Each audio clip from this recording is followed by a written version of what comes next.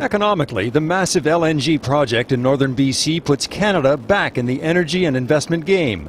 Politically, for two leaders bitterly opposed on oil pipelines to embrace on LNG, it was a home run. But for the climate, is it a swing and a miss? What we're seeing here is the kind of race for the bottom economics of resource giveaway and hope somehow we earn some money down the road. The LNG project will increase BC's carbon output by 3.4 megatons annually. That's the BC government number. But other watchdogs estimate closer to 10 megatons. So a big increase one way or the other. And that natural gas will then be shipped to Asia, in particular China, where they burn a lot of coal.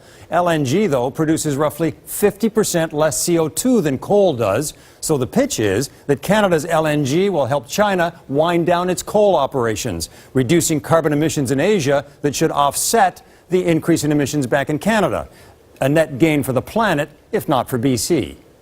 By some estimates, China produced close to half the coal in the world last year. As we reduce and replace coal-fired plants, that is good news for all of us. The PM is counting on China using Canadian LNG to lower coal production. I think China will welcome such a decision because in recent years, China wants to move away from fossil energy overall. But climate change advocates aren't convinced. We can't hang our hat on thinking that reducing emissions globally, that may or may not happen, but what we in British Columbia are responsible for is reducing our emissions here. But for Ottawa, on the heels of the Trans Mountain pipeline delays, the LNG go-ahead signals Canada's open for business. This is not the end of economic development in the energy sector in Canada, but on the other hand, there are very significant climate change and safety and environmental issues around this project as well. And that's the challenge for the BC government,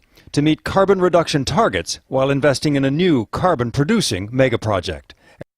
So what exactly is LNG? Put simply, it's natural gas in its liquid state. The gas is chilled to minus 160 degrees Celsius, which compresses it to just 1/600th of its original volume.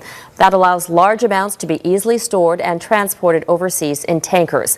Once it arrives at its destination, it's turned back into gas and piped to customers.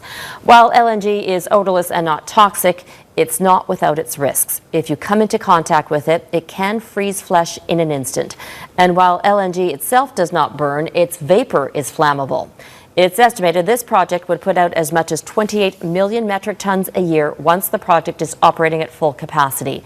That works out to the equivalent of 10% of the world's supply of LNG.